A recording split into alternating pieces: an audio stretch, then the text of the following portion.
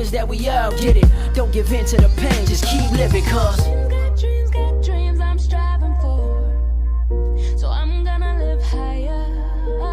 I'm gonna live higher. I got dreams I'm striving.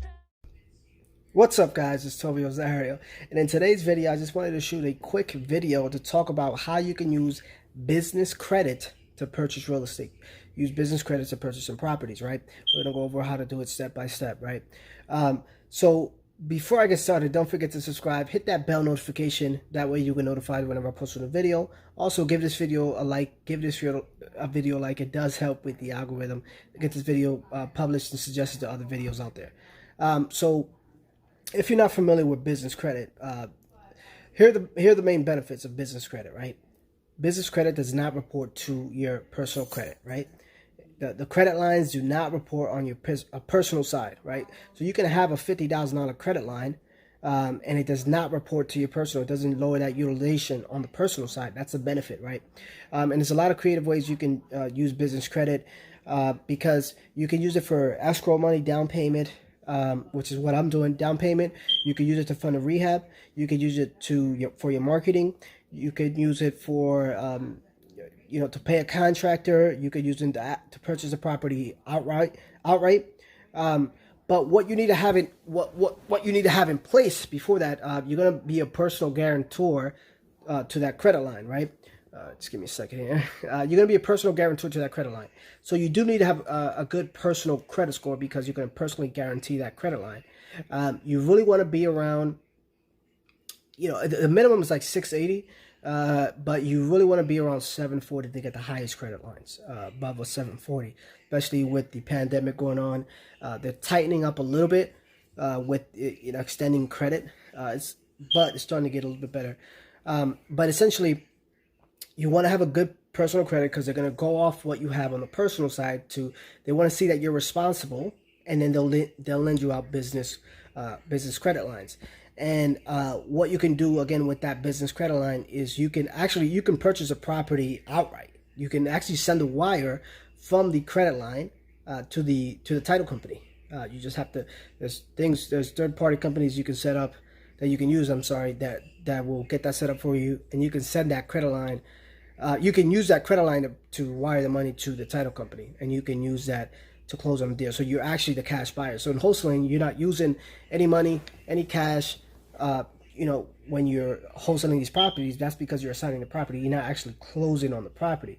But if you wanted to take down the property, you can. And the good thing about this is you don't have to pay those high fees with like hard money lenders, because most of these credit lines are 0% interest for a extended period of time, anywhere between 6 to 18-20 months, but on average it's about 12 months at 0% interest. 0% interest is the same as cash, right? So what you want to do is, number one, you want to obviously get your personal credit score in place, so you can get extended credit, right? And then what you want to do is you want to apply for these credit lines with big banks, Chase, American Express, Bank of America, those type of banks, right? And then once you get approved, let's say, for example, you wanted to go the traditional route, which is, here's what I'm doing. I'm going the traditional route, meaning I'm getting bank financing residential for a residential property, a duplex, FHA, and I'm going to use a credit line. It's going to be zero out of pocket for me. I'm going to use the business credit line to have the down payment ready, right? And what you need to do, if you're going to the traditional way, you do need to liquidate those credit lines. And what I mean by liquidate is pull the cash out of those cards. So if you have a $20,000 credit line, you want to pull the cash out, and then you want to put it in your bank, and you're going to have to let it season. What I mean by seasoning is banks want to see the money in the bank for at least 60 days. So that's essentially what seasoning means. They want to see the money in your bank for at least 60 days. They don't want $20,000 to show up out of nowhere. They want $20,000 to at least be there for several months. They're really strict on that. So you would have to pull the cash out of those credit lines, and I'll talk about some ways you can do that. And you want to let it season, because banks want to see that seasoning for at least 60 days. And then essentially, so that's one way. That's what you would do if you go the traditional route.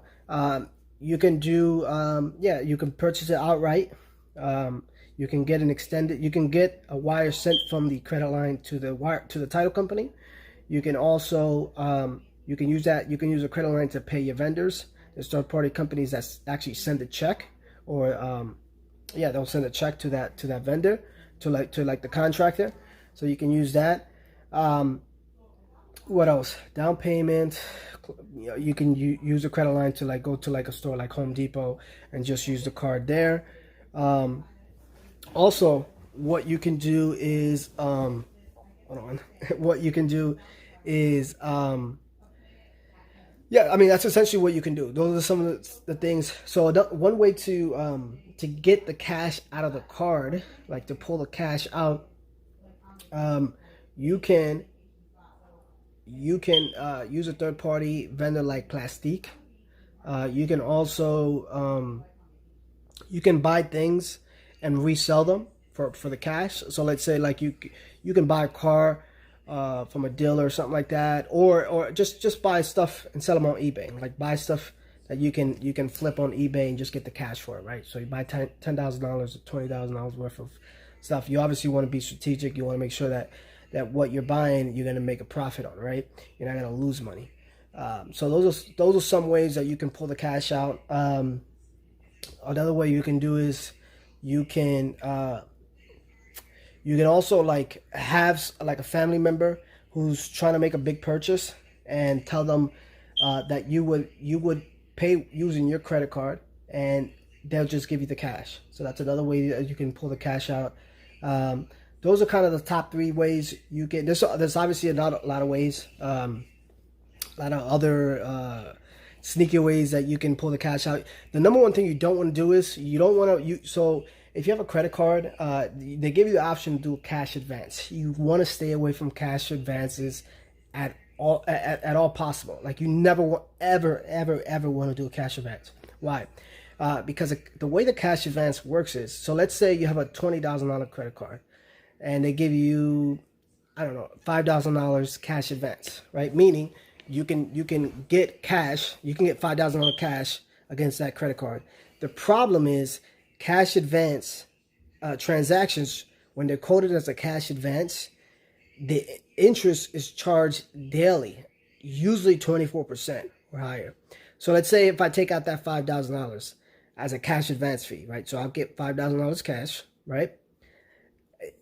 That once I pull that cash out, the interest starts that day I pull the cash out, and it's charged daily on that balance at 24%, and it starts accruing interest over time, like because it's being charged daily. It's really you're gonna be at a negative. You're gonna be underwater if you go that route. So you definitely want to avoid not doing any cash advances, because that's going to really put you underwater, because it just doesn't make sense, because the interest is going to be charged daily at 24%. And even if you, so let's say you have it's just going to, for lack of a better word, it's not even worth it at that point. Just use some of the ways that I've recommended. There are some other ways, a lot more safer ways where you don't have to pay a cash advance fee. You don't even have to pay a transaction fee. Usually, a lot of these companies can charge you like a 3%, 2.5% transfer fee or transaction fee to pull some of that money out of your card. So I know ways to get the cash out of the card without getting charged a cash advance fee, which is very, very important, because you don't want to pay.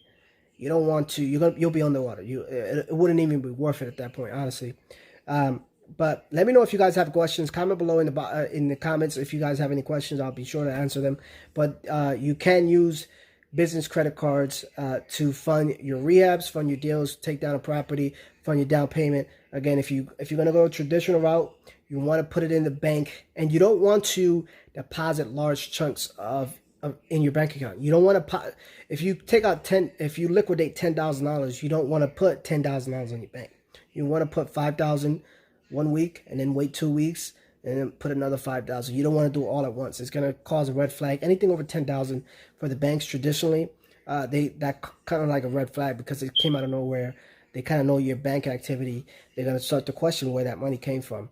So what you want to do is you want to do it slowly at a slow pace, 3 to 4 grand, 5 grand, wait a week, 5 grand. You want to do like that, wait another week, another 5. If you want like 20, 30, 40,000 in the bank, you're going to have to do it at a slow pace. You don't want to do it instantly because it's going to be audited. It's going to cause a red flag, and you don't want to. You want to stay under the radar for that. But that's my time. My name's Toby Rosario. Peace.